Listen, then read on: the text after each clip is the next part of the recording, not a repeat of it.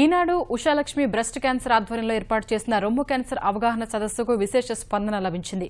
అమీర్పేట్ ఖమ్మ సంఘంలో నిర్వహించిన కార్యక్రమంలో Margadarsi MD Shailaja Kiran, KIMS director Raghuram, Ushalakshmi breast cancer foundation వ్యవస్థాపకురాలు ఉషాలక్ష్మి, పలువురు ప్రముఖులు పాల్గొన్నారు.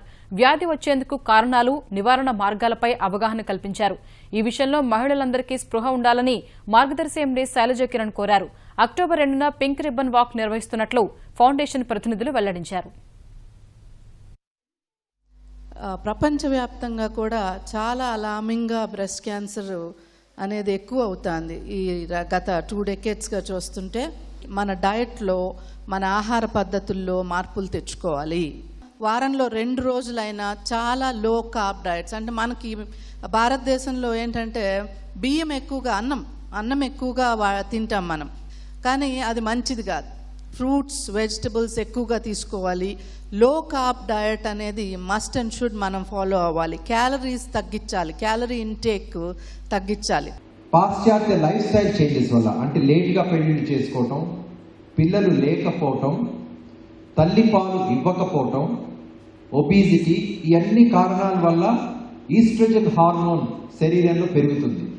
శరీరంలో పెరిగినప్పుడు దాని తాకిడి దీర్ఘకాలం రొమ్ము మీద ఉండే అవకాశం ఉంటుంది. అందుచేత రొమ్ము క్యాన్సర్ ఎక్కువగా వచ్చే అవకాశం ఉంటుంది. 10 మందికి రొమ్ములో గడ్డ ఉంటే ఒకరికే క్యాన్సర్ ఉంటుంది.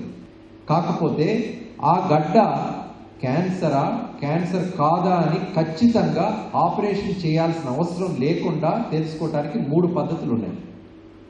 ఒకటి డాక్టర్ పరీక్ష చేయటం, రెండవది మ్యామోగ్రామ్ అంటే ఎక్స్రే చేయటం, మూడవది అల్ట్రాసౌండ్ స్కాన్ అంటే స్కాన్ పరీక్ష బ్రెస్ట్లో.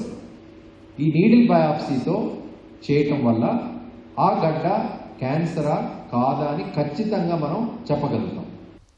మన తల వెంట్రుకల దగ్గర నుంచి కాలి బొట్టు వరకు క్యాన్సర్ వచ్చే ప్రదేశాలే అన్నీ.